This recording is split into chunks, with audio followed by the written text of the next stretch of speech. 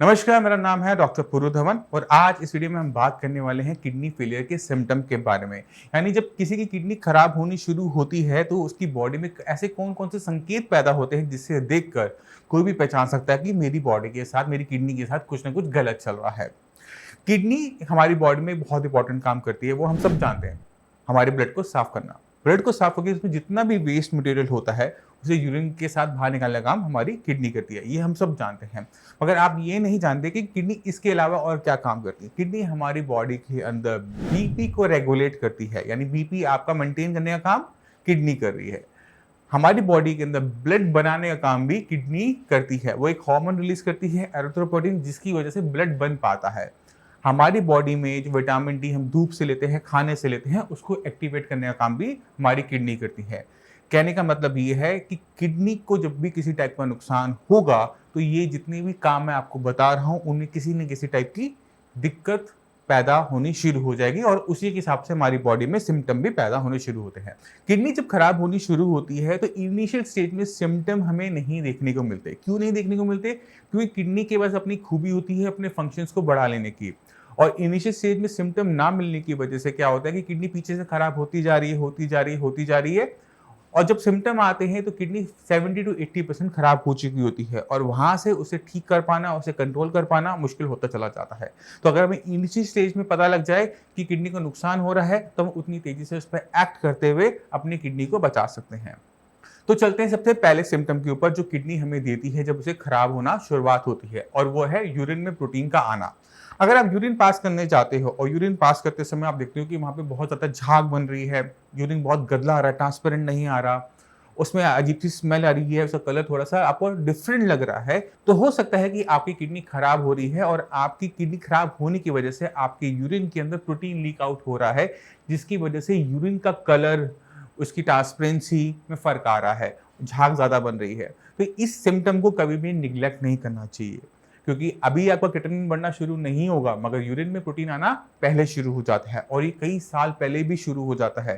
यानी अगर आज मुझे प्रोटीन आना शुरू हुआ कम या ज़्यादा मात्रा में, तो हो सकता है कि कुछ सालों के बाद मेरे क्रिएटिनिन की वैल्यूज़ बढ़नी शुरू हो। तो आप कभी भी यूरिन में हुए बदलाव को कभी हल्के में ना लें। अपने यूरिन को हमेशा जब भी आप पास करते हैं तो उसे चेक करते रहें कि आपको कुछ भी अनयूजुअल लगता है तो अपने लैब टेस्ट ज़रूर करवाएं। अब चलते हैं दूसरे सिम्टम के ऊपर। जब हमारी बॉडी में से प्रोटीन लीक होना शुरू होता है, अभी क्रिएटिनिन नहीं बढ़ा है, प्रोटीन निकले जा रहा है, निकले जा रहा है, निकले जा रहा है, तो मगर प्रोटीन जो हमारी बॉडी में है वो हमारी बॉडी में बहुत सारे काम करता है। हमारी बॉडी के अंदर जितने भी एंजाइम्स हैं उनको बनाता है, हमारी बॉडी में ब्लड है वो हमारा प्रोटीन से बनता है। तो अगर आपकी बॉडी में प्रोटीन की कमी हो रही है तो प्रोटीन की कमी की वजह से आपकी बॉडी में और सिम्टम पैदा होंगे, जैसे वीकनेस। अगर आपको वीकनेस महसूस होती है, बार बार आप थकावट महसूस करते हैं, आप कोई मेडिसिन लेते हैं, टेम्परेरी आराम मिलता है, फिर आपको वीकनेस महसूस होनी शुरू होती है, शरीर बहुत भारी महसूस होता है, कुछ काम करने का मन नहीं करता, तो हो सकता है कि इसके पीछे जिम्मेवार किडनी का काम ढंग से ना करना हो, प्रोटीन का बॉडी में कमी की हो जाना हो, क्योंकि आपकी किडनी प्रोटीन को होल्ड नहीं कर पा रही है। तो आपने कभी भी वीकनेस को हल्के में नहीं लेना। अब चलते हैं तीसरे सिम्टम के ऊपर, वो है स्वेलिंग। जब आपने कभी ब्लड रिपोर्ट करवाया हो तो आपके ब्लड रिपोर्ट के अंदर जब आप केएफटी करवाते हैं तो क्रिएटिनिन, यूरिया लेवल के साथ साथ टोटल प्रोटीन भी लिखा हुआ होता है और उसके नीचे एल्ब्यूमिन और ग्लोबुलिन भी लिखा होता है। इनके मायने क्या होते हैं उसको समझने की कोशिश करते हैं। हम जो भी खाना खाते हैं जब वो डाइजेस्ट होता है वो एब्जॉर्ब होकर हमारे ब्लड में आता है, और हमारे खाने में जो प्रोटीन है वो भी एब्जॉर्ब होकर हमारे ब्लड में आता है, और ये ब्लड को गाढ़ापन देता है। गाढ़ेपन से क्या होता है कि वो हमारी बॉडी में अच्छी तरीके से सर्कुलेट हो पाता है। ज़्यादा गाढ़ा हो जाएगा तो क्लॉट बन जाएगा, ज़्यादा पतला हो जाएगा तो पानी की तरह हमारे पैरों में भरना शुरू हो जाता है।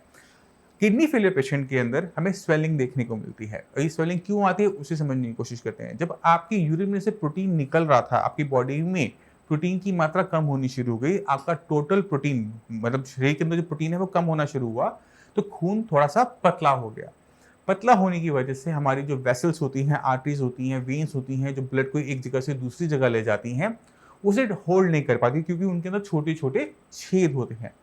अब जब ब्लड पतला है तो उन छेदों से थोड़ा ज़्यादा पास आउट हो जाता है, उसमें जो फ्लूइड है वो निकल जाता है और ग्रेविटी की वजह से हमारे पैरों के आसपास हमें इकट्ठा होते हुए देखने को मिलता है। यानी अगर किसी इंसान की पैरों के आसपास सूजन देखने को मिल रही है तो उसके पीछे कारण क्या हो सकता है? किडनी का फेल होना, किडनी का खराब होना शुरू होना। तो आप कभी भी अपने पेरेंट्स के लेग्स देखते हैं और देखते हैं बहुत ज़्यादा स्वेलिंग है, या अपनी लेग्स पे देख रहे हैं कि बहुत ज़्यादा स्वेलिंग है, ज़्यादा चलने पे, ज़्यादा लंबे टाइम बैठे रहने पर, तो उसको आप कभी हल्के में ना लें। एक बार अपने केएफटी करवाकर कंफर्म कर लीजिए कि किसी भी टाइप की किडनी की दिक्कत आपको नहीं हो रही। क्योंकि पैरों पे स्वेलिंग होने के और भी कारण होते हैं, जैसे आपका लीवर खराब होना या फिर थायराइड की दिक्कत होना, और किडनी भी उनमें से एक है। तो आपने इसको कभी भी हल्के में नहीं लेना। अब चलते हैं अपने सिम्पटम नंबर 4 के ऊपर। हमारी बॉडी में किडनी का काम क्या है? बॉडी में से वेस्ट मटेरियल को बाहर निकालना। मगर जब किडनी बहुत ज़्यादा खराब होती है तो ये वेस्ट मटेरियल बॉडी से बाहर नहीं जा पाता और सिम्पटम नंबर 4 को पैदा करता है, जो कि है स्किन रिलेटेड प्रॉब्लम्स। अगर आपके स्किन पर पैचेस बन रहे हैं, खुजली बहुत ज़्यादा होती है, बार-बार पूरा दिन चलती रहती है, तो हो सकता है कि ये ब्लड में जो इम्प्योरिटीज़ ठहर गई हैं, किडनी उनको बाहर नहीं निकाल पाई और वो आपके ब्लड में सर्कुलेट कर रही हैं, तो उन गंदगी की वजह से जब वो स्किन तक पहुँचती है तो वहाँ पर हमें खुजली पैदा करती है। स्किन बिल्कुल नॉर्मल होगी, देखने में बिल्कुल नॉर्मल होगी, बट पूरे शरीर में आपको खुजली चलती रहती है। इसी वजह से 10% लोगों का आइडेंटिफिकेशन किडनी फेलियर का एक डर्मेटोलॉजिस्ट करता है। जब आपको खुजली हो रही है, आप डॉक्टर के पास जा रहे हैं, स्किन के डॉक्टर के पास जा रहे हैं, स्किन का डॉक्टर आपको मेडिसिन दे रहा है, आपको आराम नहीं आ रहा, तो डॉक्टर कहते हैं ओके ठीक है, आप केएफटी करवाओ। केएफटी करवा के वो देखते हैं कि ब्लड तो बहुत ज़्यादा गंदा है। तो हमने क्या करना है, जब आपको खुजली बहुत ज़्यादा हो रही है, स्किन पे पैचेस हो रहे हैं, किसी भी मेडिसिन से आराम नहीं मिल रहा, तो वो एक साइन होता है कि आपकी किडनी के साथ कुछ ना कुछ गलत हो रहा है। तो आपने स्किन डिसऑर्डर्स को कभी भी हल्के में नहीं लेना होता। अब चलते हैं सिम्पटम नंबर 5 के ऊपर, और वो है शॉर्टनेस ऑफ ब्रेथ, यानी सांस लेने में दिक्कत होना, सांस आपकी फूलना। जब हमारी बॉडी में प्रोटीन कम हो गया, प्रोटीन कम होने की वजह से हमारी बॉडी में ब्लड नहीं बन पाया तरीके से, ब्लड की मात्रा कम होनी शुरू हो गई। और जैसे मैंने आपको पहले बताया कि किडनी हमारी बॉडी में एक और बहुत इंपॉर्टेंट काम करती है, वह है ब्लड को बनाने में। अब बॉडी में 2 चीज़ें ऐसी हो रही हैं जिसकी वजह से ब्लड नहीं बन पाएगा। पहला, यूरिन के रस से प्रोटीन निकल जाने की वजह से बॉडी में प्रोटीन की मात्रा का कम होना। दूसरा, किडनी के खराब होने की वजह से किडनी जो हार्मोन रिलीज करती है एरिथ्रोपोइटिन, उसका ढंग से ना बन पाना। दोनों ही जब चीज़ें आपस में मिलती हैं तो ब्लड की हमारे शरीर में कमी होनी शुरू हो जाती है, हमारा हीमोग्लोबिन कम होना शुरू हो जाता है। अब हीमोग्लोबिन का काम क्या होता है? हीमोग्लोबिन का काम होता है हमारी बॉडी के अंदर ऑक्सीजन की ट्रांसपोर्टेशन करना, यानी वो लंग्स में जो हम हवा लेते हैं उसमें जो ऑक्सीजन है उसको लेके हमारी पूरी बॉडी को देती है। जब हमारी बॉडी को सही तरीके से ऑक्सीजन नहीं मिल पाती तो हम तेजी से सांस लेना शुरू करते हैं, और यही सांस का फूलना होता है। तो हमने कभी भी सांस का फूलना 4 कदम चलने पे, सीढ़ी चढ़ने उतरने पे, थोड़ी सी भाग दौड़ कर लेने पे, अगर आपको ऐसा लग रहा है कि आपकी बॉडी पे वीकनेस है, थकावट है, तो अपना एक बार केएफटी टेस्ट जरूर करवाएं, जिससे ये पक्का हो सके कि आपको किडनी की दिक्कत कम से कम नहीं है। अब चलते हैं अपने 6 सिम्टम के ऊपर, और वह है उल्टी करने का मन करना, जिसे हम नौजिया कहते हैं मेडिकल टर्म में। अब जब हमने किडनी का काम कम हुआ तो बॉडी में वेस्ट मटेरियल इकट्ठा होना शुरू हुआ। जैसे क्रेटिनिन इकट्ठा हो रहा था, वैसे यूरिया भी इकट्ठा हुआ। यूरिया एक नाइट्रोजनस वेस्ट मटेरियल होता है जिसका सबसे बुरा इम्पैक्ट हमारे ब्रेन पे पड़ता है। ब्रेन हमारे सारे फंक्शन करता है, हमें भूख लग रही है हमें बताता है, हमें कुछ दिख रहा है तो हमें देखने में मदद करता है। तो अगर हमारी बॉडी में यूरिया की मात्रा बढ़ जाए तो क्या होता है कि हमारे नर्वस सिस्टम पे इसका इफेक्ट आना शुरू होता है, हमारे ब्रेन पे आना शुरू होता है। तो खाना हमारी पसंद का होगा बट हमें अच्छा नहीं लगेगा, पानी पीने का मन नहीं करता, पानी पी के उल्टी करने का मन करता है। तो अगर आपको हमेशा उल्टी करने का मन करता है, नोजिया बना रहता है, छाती भारी बनी रहती है, ऐसा लगता है कुछ यहाँ पे फंसा हुआ है, तो वो भी सिम्टम होता है कि आपकी किडनी शायद कहीं खराब तो नहीं हो रही। तो अगर ऐसा कुछ भी आपको लग रहा है, या जो सिम्टम मैंने अब तक बताए इनमें से कोई 2 या 3 सिम्टम आपको अपनी बॉडी में नजर आ रहे हैं, तो आपको चाहिए कि आप अपना किडनी के जो फंक्शन टेस्ट होता है वह करवाएं, जिससे कंफर्म हो सके कि आप सभी को किडनी की दिक्कत नहीं है। अब चलते हैं अपने 7th सिम्टम के ऊपर, और वो है वेट लॉस।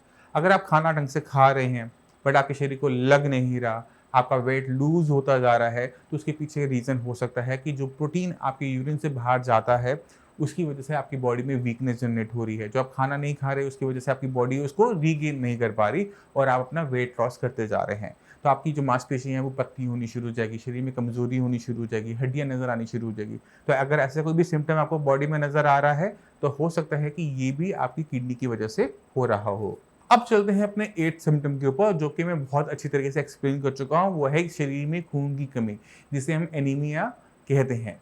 अब एनीमिया क्यों हो रहा है अब तक आप समझ गए होंगे, क्योंकि हमने प्रोटीन जो खाया था वो निकल गया यूरिन के रास्ते। जो किडनी हार्मोन बनाती थी एरिथ्रोपोइटिन, जिसकी वजह से खून बनता था, उसकी कमी भी हो गई। तो दोनों ही चीज़ों की मिलने की वजह से हमारे शरीर में क्या हुआ कि हमारे शरीर के अंदर हीमोग्लोबिन की मात्रा गिरनी शुरू हुई और उसी की वजह से हमारी बॉडी में हो सकता है वीकनेस, सांस का फूलना भी हमें देखने को मिल रहा है। तो सब आपस में कनेक्टेड होते हैं। हमें इन सारी कनेक्शंस को समझना बहुत ज़रूरी होता है। तो अगर आप अपना टेस्ट करवाते हैं, उसमें देखते हैं कि आपका हीमोग्लोबिन लो आ रहा है, नॉर्मल से कम आ रहा है, तो आपको देखना पड़ेगा कि ये कहीं किडनी की वजह से तो नहीं हो रहा। अब चलते हैं अपने 9th सिम्पटम के ऊपर और वो है हड्डियों में दर्द होना।